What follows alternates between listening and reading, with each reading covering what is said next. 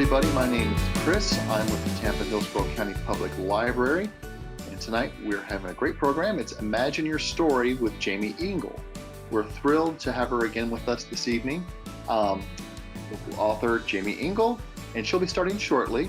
But I wanted to tell you a few things that this program is part of our summer reading series. And if you'd like to learn more about our reading challenges, reading activities, and programming, you can go to the website here on this slide at hcplc.org/summer. We also have a book shout out tonight, a book that we picked from our collection, our ebook collection. It's called Save the Cat, the last book on screenwriting that you'll ever need, and it's by Blake Snyder. Now you can access this ebook in our Overdrive collection and our other ebook platforms as well. If you'd like to go there and browse it, you can get there by visiting hcplc.org/books/ebook. Oh, one other thing I'd like to mention is give a big thanks to our friends of the library. Without their generous support, we wouldn't be able to do programs like this. So thank you very much, friends. It's greatly appreciated. And now, on to our introduction for our presenter tonight, Jaimie Engle. But before I hand things over, I wanted to share some exciting news. Jaimie's book, entitled Write a Book That Doesn't Suck, was just named a quarterfinalist in the Publishers Weekly Book Life Prize in Nonfiction. That's exciting news. And now I'd like to say congratulations and hand things over to Jaimie. Welcome, Jaimie. Thank you so much for having me. I'm so excited to be back with you guys. You're my favorites. I have so much fun with you. And I'd like to give a shout out too about the book because I'm super excited about this book, you guys. I have been writing since I was 7. And what I love about the lessons in this book, they're the things that I've never read about in a writing book, but they're the things that make the stories that you love the stories that you love. There's nuances and ideas and small things like how do you write a good love triangle? And when can the sidekick become a villain? You know, just totally going off of my script here, but if you think about the times in Harry Potter when Ron goes against Harry's plans and kind of gets in the way, he sort of flips from being his best friend sidekick into his enemy because he's preventing him from reaching his goal. So these are things you're not really taught in writing school or in writing books. So I put together a whole bunch of tips, like 50 more, I don't know, 54, 52, there's a bunch in there. And they're just things that I use, that I look at, that I really hope that you guys, when you get your ebook from me, that you'll be able to take a look at and just get some really cool and different ways to approach your own writing. And that's really what your Finding Your Voice is really all about. Like I said, I've been writing since I was 7.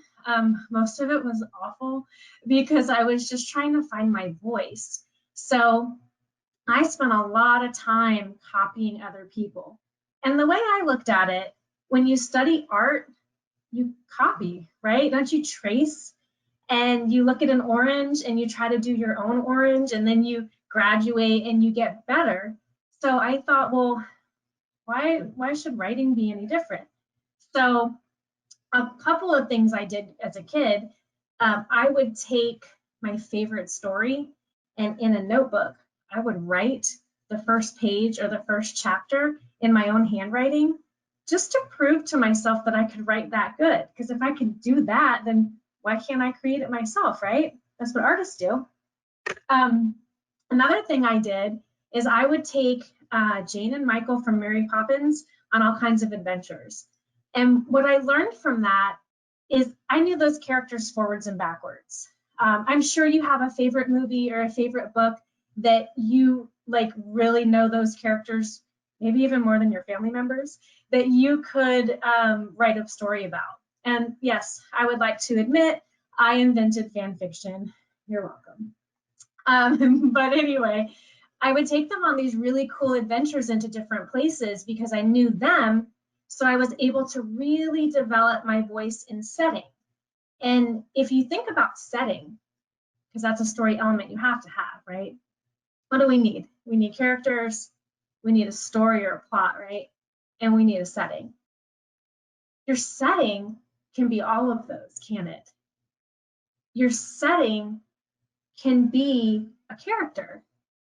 You think about, where I'm just going to stay on Harry Potter because it's working, no one's clicked off yet. If you think of Hogwarts, you would be foolish to say that the castle, that Hogwarts itself, the school, is not a character. It is. It's part of the story.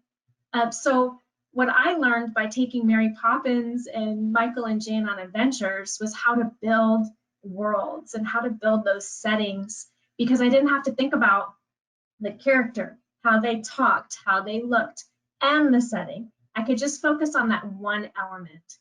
So when you're thinking about finding your voice, it sounds kind of scary. And I'll be honest, finding your voice is probably the hardest thing to do as a writer, but you will. And the best way you can do it is to focus on reading and focus on writing. And I know that sounds so simple, and you're like, why did I plan to come to this webinar just to hear her say that?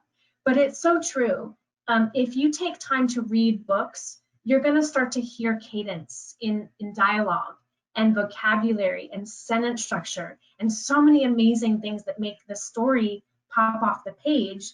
And it's kind of funny because the author puts so much effort into building everything you read, but when you read it, you don't notice any of that, right? You just get engulfed in the story, and that's our job. To find your voice, you need to know the writer's job, right? And I think our job as a writer, we are to mimic the world around us, right? Our story should feel real, even if it's in a make-believe place.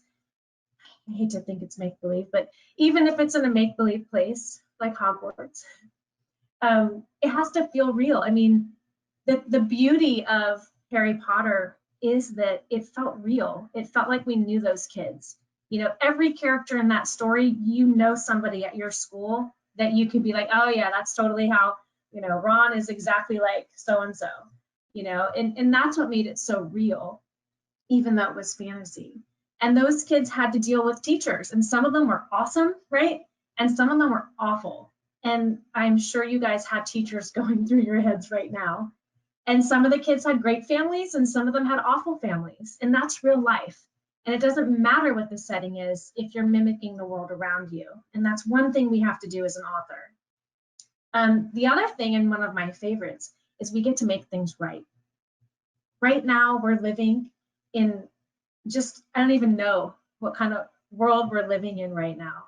And it's scary, and it's ever changing, and there doesn't seem to be any rules anymore, and nothing makes sense. And as a writer, we get to make that all go away. We get to make the world make sense. You think about a story like Hunger Games and Katniss. She leaves her home and goes into the games, right? And she comes back. But does she ever really come back? No, she doesn't. She's always in the games. And even when it's all over, that won't ever go away. She doesn't ever go back to that girl that was hunting with Gale, right? And that's why, being a writer, we get to make everything right in the world by the end, which is awesome. We also get to restore order and bring balance to our universe, which, man, I wish I could do that in the real world today, but I can't. So even if you're not a writer, but especially if you are a writer, I really encourage you guys to just get it all out on paper. You know, everything, all the fear, all the frustration, all the anger and anguish you're feeling right now, get it on paper. Come up with your own characters, or if you don't feel like you can do that, take a character you love. Take Harry or take Katniss and put them into the world and answer all of your problems through them questioning and answering them for you. And it's a really powerful way to cope with life while you're creating something that someone else can use to cope with life. And that is our job as a writer. It's kind of an important job if you think about it that way. So the very basic of writing, here you guys again, you're gonna go, I waited for this. Words, right? Words build sentences, build paragraphs. build chapters, build books. But words are really powerful and they can conjure different images. If you imagine a house and it's kind of dilapidated, some of the windows are broken, the paint's peeling off, and the shingles on the roof are just, they're falling too. It's just a really, really bad house. Now, if you looked at that house and you were thinking about like a scary story or a horror film or horror book, you're going to get a totally different feel, right? By the words that the author uses to describe that house. If they describe it as dilapidated and run down and dark and dim and scary, you're going to get a feeling.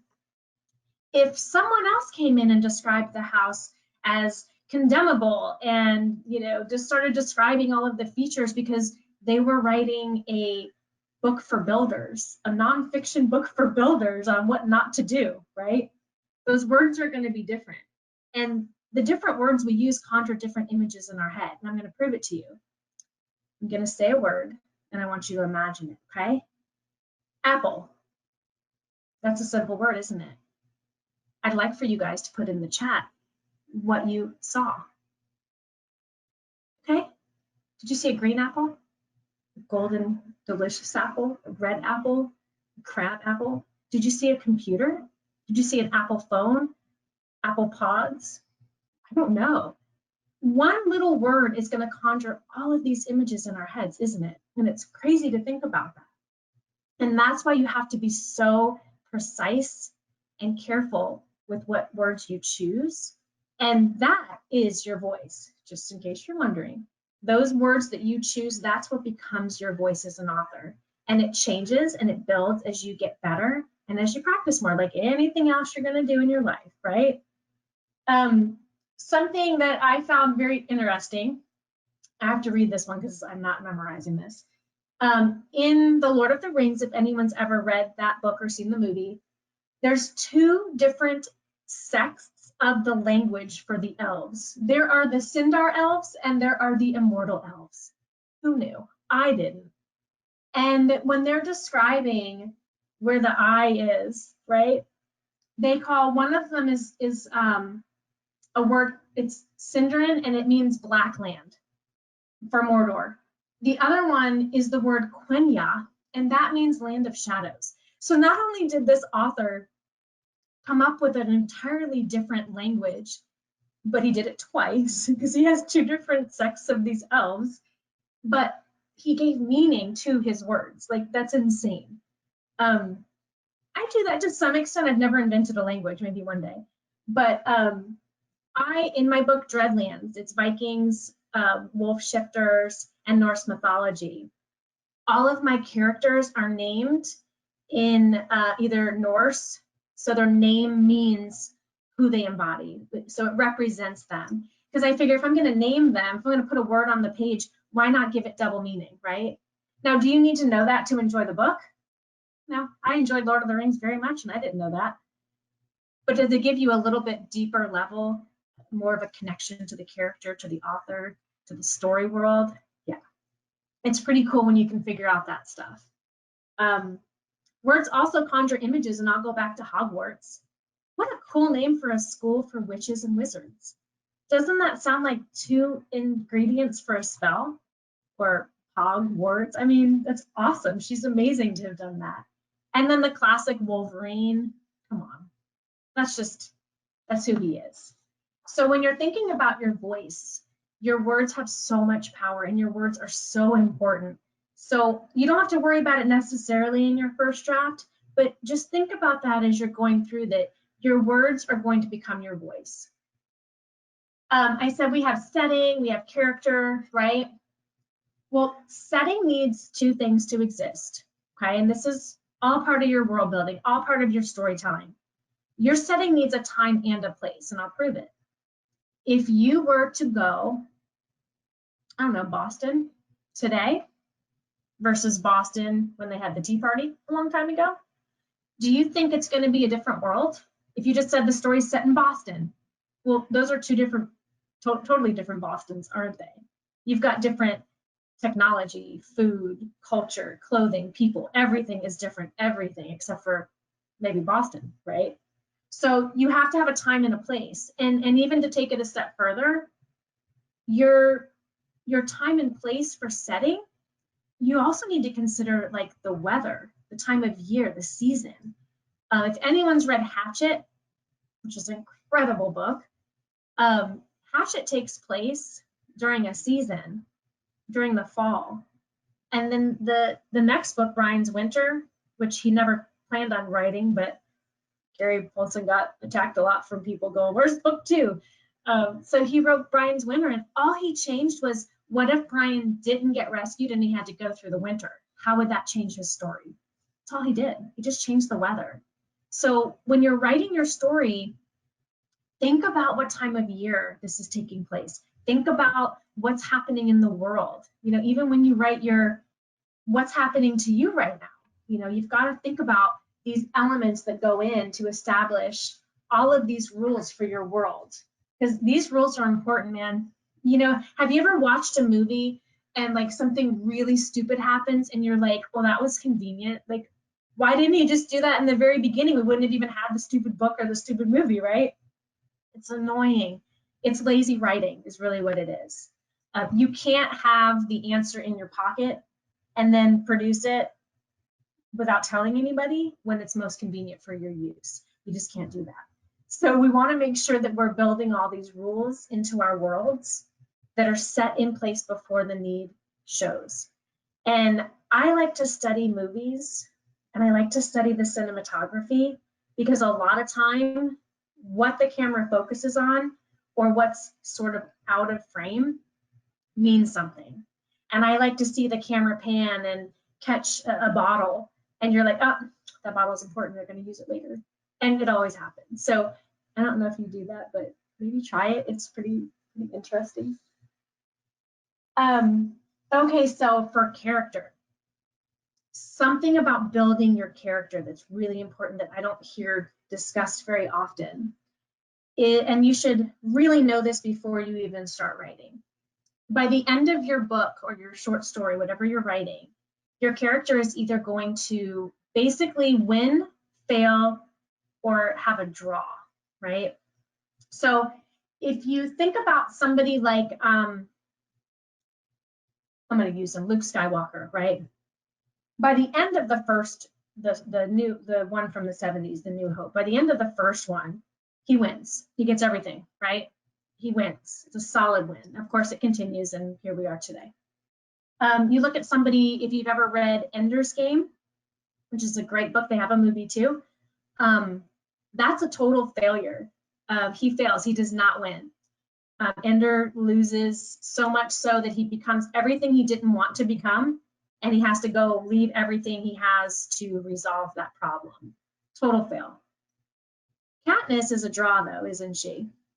At the end of the first Hunger Games, she comes home, but it's not the same. We've already talked about that. So even though she's home, she's still in the games. Her family's still not safe. So she won one, but she didn't win everything, right? A lot of times you'll see this go through like trilogies, where the first book might be like a kind of a draw, the second book might be a big fail, and then the third book in the series is your ultimate win. So you'll see that happen a lot, but you can also see that happen in acts, like Act 1, 2, and 3, in chapters. There's a lot of different places you can see that, but when you start your story, you should have an idea of if your character is going to win, lose, or have a draw at the end. And I'm not talking about that fun party game. So how do you find your voice, right? How do you take all of this, all of the characters in the setting, and how do you put all of that into a story with your personal touch on it? I always think that I'm right here in my story. I'm on the shoulder of my main character. So I try to see and feel and touch and taste and be that character. So that way when you read it, you feel all of those things.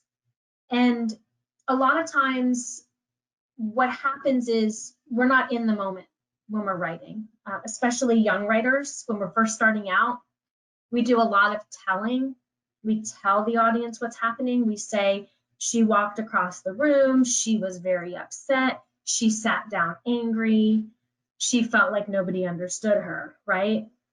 Nothing wrong with that. But do you feel like you're watching, almost like you're in a theater and you're watching a play, right? You're experiencing it, but from a distance. So when you're writing, you really want to think about being in that moment. So all of you, I don't care who you are, I can't see you, but I know you're out there. All of you have been in a situation where you've walked into a room and you have not been happy to be there. Whether it was school or sports or church or home, doesn't matter, the mall, who cares? You don't want to be there. So what did that feel like? Do you remember what that felt like?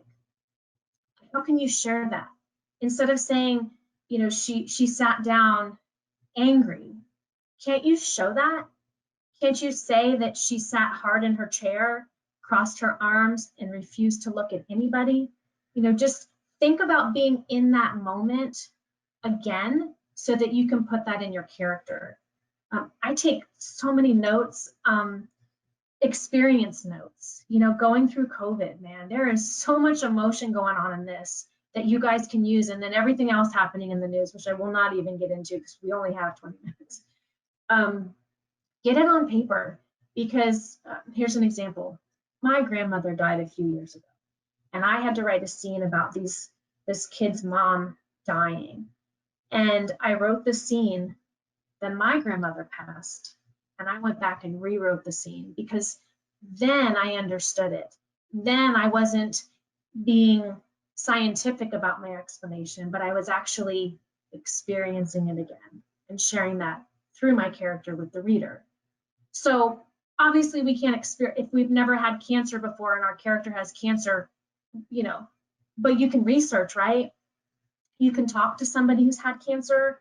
You can talk to someone who's going through it. You can call a doctor. You know, people are very, very excited to be a part of what you're doing too. So don't be afraid to ask, but put yourself in it. Don't just tell me about it. Put yourself in it so that I can feel it. I guess the best way to say it is, don't tell me she's mad.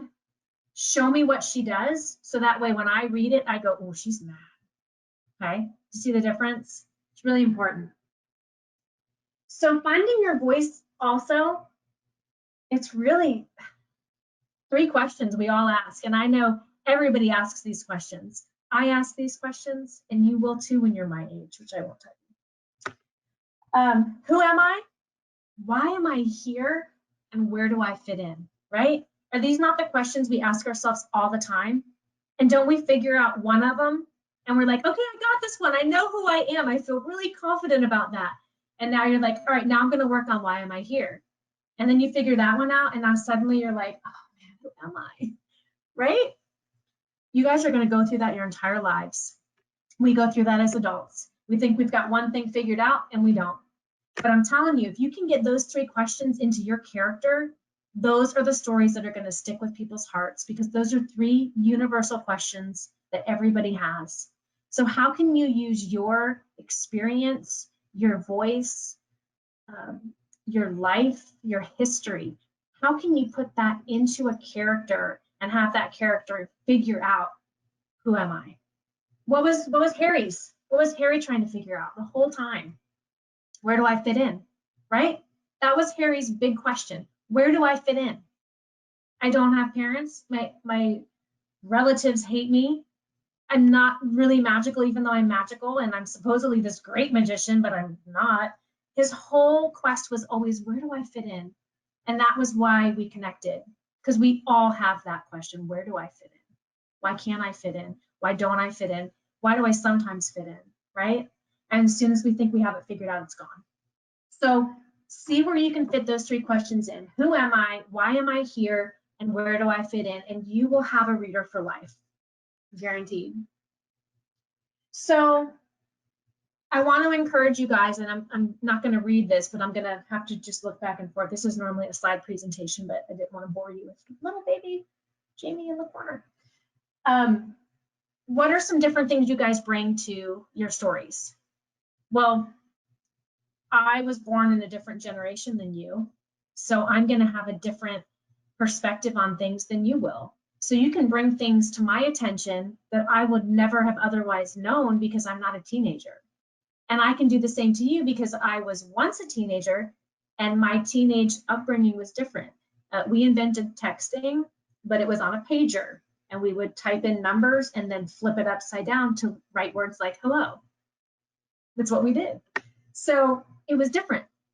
And then I can talk to my parents who are boomers and ask them, well, what was their life like, right? So you can bring those different things to your character and to your story that somebody else can't. We live in Florida. If you're watching this from Florida, which I'm assuming everyone is, we have beaches everywhere, right? We have water everywhere. There's people who live in the middle of the country that have never and will never see the ocean, ever, their entire lives. There's people who don't live in America who will never come here. Don't you like reading about Harry Potter because it's like English and it's just cool, right? May never go there, but that connects us. That's what we want. So look at you. Where do you go to school? Do you go to public school, private school, homeschool, COVID school? I think we all do that now. Think about all these different things. Do you have an older brother, younger sister? Where you fit in that is going to change your voice. And you may not feel like you have a story worth sharing, but just knowing that you will see the ocean and somebody in Iowa never will is enough for you to write a story, because that person can feel the ocean and feel the sand and experience that life through your story, through your voice. So don't ever, ever, ever think that your voice doesn't matter. And especially don't ever, ever let an adult who doesn't know better tell you that you're just a kid and what you have to say doesn't matter, because that's just an absolute lie. You have a voice. You are here with a purpose, on purpose, and you need to share that. The world needs your words. So whatever it is that you're writing, if you're writing a book, if you're writing an article, a blog, a vlog, if you're doing TikTok videos, let me know too, tag me. The world needs to hear your words, okay? And I'm really serious about that. That's why I write. That's why I started writing. Share them. Don't hold them in. Let your voice be heard. Let your voice come out.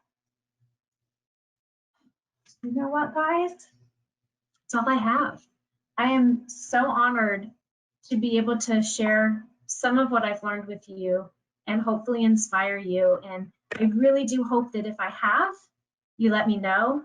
They're going to share my website. There it is. If you go to that link, I've got some really cool free download stuff, and then a secret link that you can click on that takes you to like a writing club that I'm starting and all kinds of other stuff. And you can always ask me questions with your parents' permission.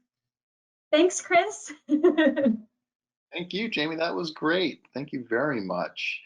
Before we get to our questions, which we have some great questions, I just wanted to share with you some of our contact information. If you have any questions about the library or what you learned tonight, you can call us at 813-273-3652. That's 7 days a week from 9 a.m. to 6 p.m. And you can also contact us online at hcplc.org/about/contact. And again, I'll mention our library summer schedule. It's still going on. You can learn more about our summer reading programs at hcplc.org/summer. And as Jaimie mentioned, here is her information for her website, jaimieengle.com/kids. And I believe that's your social handle there, Jaimie Engle author, correct? Yep, everywhere. Yeah. All right. Now on to the good stuff, the questions. And we have a few. Let's see here. Our first question, when did you start to love writing? I read Alice in Wonderland when I was little, like maybe 8 or so. And I fell into the book, like literally, I wasn't in my bedroom anymore. And it was just amazing. And as soon as I like felt that, I was back in my bedroom. And I just wanted to do that forever, for everybody. I wanted to take people out of this world and give them like an amazing fantasy, adventure, magical, whatever world to live in. So I started writing really bad poetry at probably 3rd grade, 2nd grade, something like that. And really short stories. All right. Our next question is, you mentioned art early on in the presentation. Do you like to create art? And if you do, what kind of art do you create? Um, well, I unfortunately wasn't gifted with a drawing hand, and it's one of the things I wish I could do is to draw, but I'm very, very bad. But the kind of art that I enjoy is creating with words. I like to do projects like they were asking me, I was on this side earlier about my little pins. I got a pin making machine during the apocalypse because why not? So everyone in my house has pins on all the time now. So I enjoy art. I hire local artists to do all of my book covers. Some are comic book artists, some are portrait artists. I just love art, but you guys don't want to see what I have to draw. It's bad. So, but you know what? Authors need artists because we have covers and we have picture books. And if you like to draw, like, man, that's awesome. And I wish you the best. Yeah, cool. Next question. What is the most real feeling fantasy fiction you've ever read? Oh my gosh, that's an easy one. Neil Schusterman, who wrote Scythe, which I'm in the middle of reading, which is the story that he wrote before that, The Unwind Dystology, freaked me out. There's a scene, if you've not read it, like I'm not going to spoil anything, but you need to read it for sure. There's a scene where you go through and unwind as the person, and my heart was racing, my palms were sweating, like it was the most intense writing I have ever experienced, and I was a true believer in the Schusterman fan club. It's a great recommendation. Thank you. Let's see, we got another one. Well, you mentioned Hunger Games, and one of our attendees would like to know, what is Hunger Games, and can you tell a short summary? Oh, you know what? You're in luck because not only do you have Hunger Games now, but Suzanne Collins just released, I know it has the word ballad in it, Ballads of Snakes and something, which takes Yeah. place before the Hunger Games. I just started that audiobook a couple weeks ago. Basically, Hunger Games is a dystopian story about a girl who goes into what's called the games, and 12 children have to literally fight to the death for one of them to survive, because there's this, it's a dystopian, there's this awful totalitarian government that rules everybody horribly. And it's beautifully written. It's one of the most beautifully written stories I know. And what I love about it is the main character, Katniss. She is so real and so tormented by her own existence.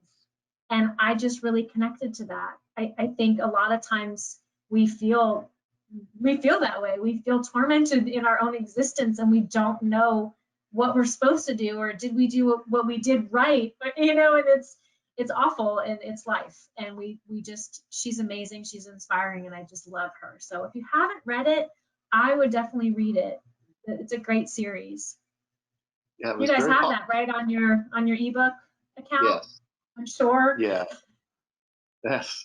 It was very popular when it came out, and yeah, it's come back. I think its popularity stayed even when the movies came and went. The books were still being Right. checked out. So, yeah. All right. So our next question is, what is your favorite book? Well, my favorite book is Alice in Wonderland because it inspired everything. And my other two are Ender's Game and Hunger Game. No relation. But Katniss and Ender are both that same, just self-tormented, self-fulfilling prophet type character, and I just adore them both. So those are it for me. Those are good ones. All right. Do you need pictures in every book? I don't do that when I write a book. No, it depends. My very first book is called Clifton Chase and the Arrow of Light.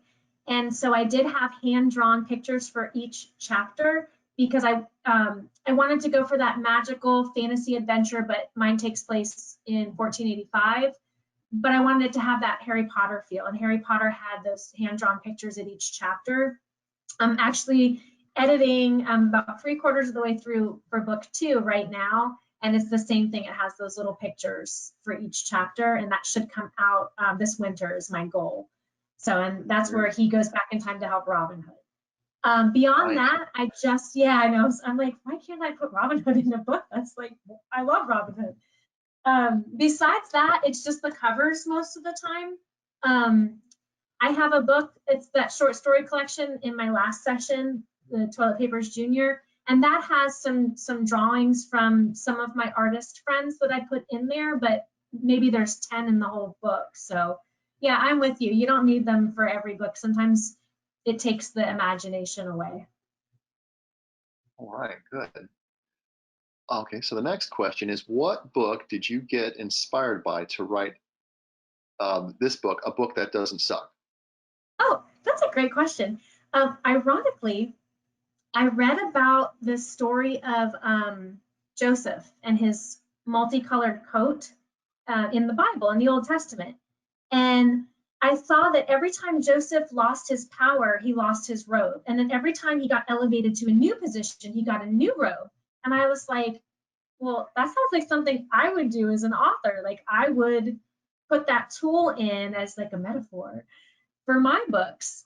So I thought, even if you're not at all religious, the Bible's the longest running print book with the most translations. So I figured it's got to have some storytelling merit. So I went chapter by chapter of the book of Genesis, which is the first book of the Bible. And I just pulled out like writing tips that I thought were kind of cool and different. And that's what happened. No one's asked me that before. That's a great question. It's an interesting answer as well. That's cool. The next question, what is your favorite book that you have written? That My might be a tough favorite, it's because it's always whatever I'm working on now. My favorite book is probably Metal Mouth. That's about a girl, she gets struck by lightning and now her braces are transmitting a boy's voice in her head. I love that story, and honestly, you guys are the first to know, but about, I don't know, 4 or 5 nights ago, I sat down and I outlined the entire book too, and it's going to be the boy's story, and it's called Metalhead. I'm so excited. I love it. So yeah, so that's my favorite book so far. I'll look forward to that. Let's see, this is another good question here. Do you ever write with a pen or pencil or just on your computer? I would say out of 10 books, I've written 8 on spiral notebooks and 2 I've actually typed.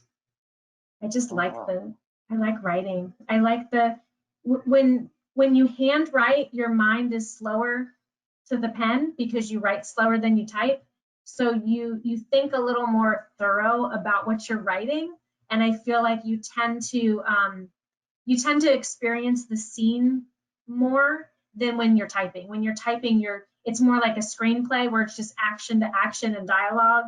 But when you're writing, I feel like you get all of that out. So I find I edit less when I handwrite, which is weird. Cool. Have you ever considered writing under a pseudonym? I have.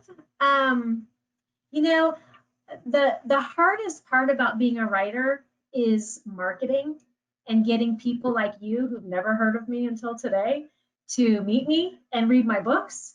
So that has prevented me from doing that because it's so much work just to be here with you after 8 years of doing this. But I do have an adult book that was my first book I wrote when I was 18. And it takes place in 1992 because that's when I wrote it. And I guess I was a little younger when I started. But anyway, that book I will probably publish under a different name, I think, if I ever publish it. But I don't know. It's a great question. It's a tormenting question. Here's a good question. I'm going into not me, the person who's asking. I'm going into 3rd grade. What book do you recommend for me that you wrote? Oh, that's easy. Clifton Chase and the Arrow of Light is a super fun adventure. If you've read and you like Harry Potter or Percy Jackson or those kinds of stories where you've got the the epic fantasy with some history and mythology and the magic, then you'll love that. If that's, I don't know your reading level, if it's a little too advanced for you, the Toilet Paper's Junior, the stories range from 50 words to I think 5,000 plus words, and each story gets longer as you go through the book.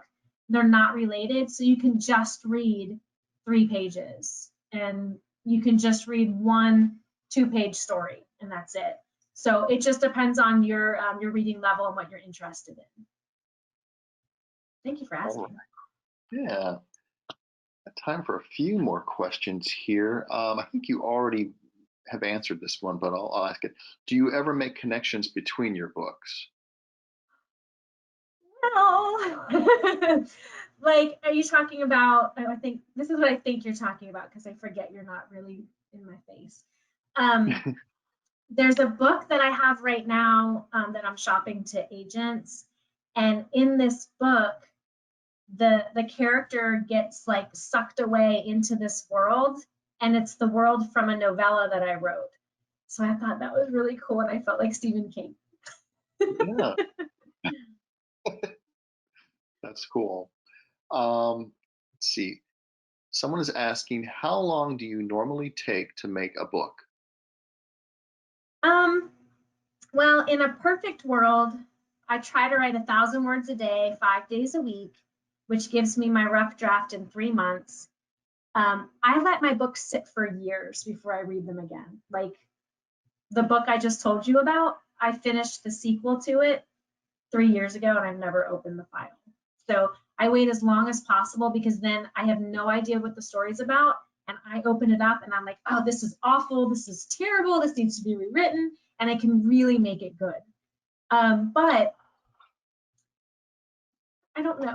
It's in a perfect world, I can do a book every 6 months, and that is always my goal. But I have, a family and a job and this.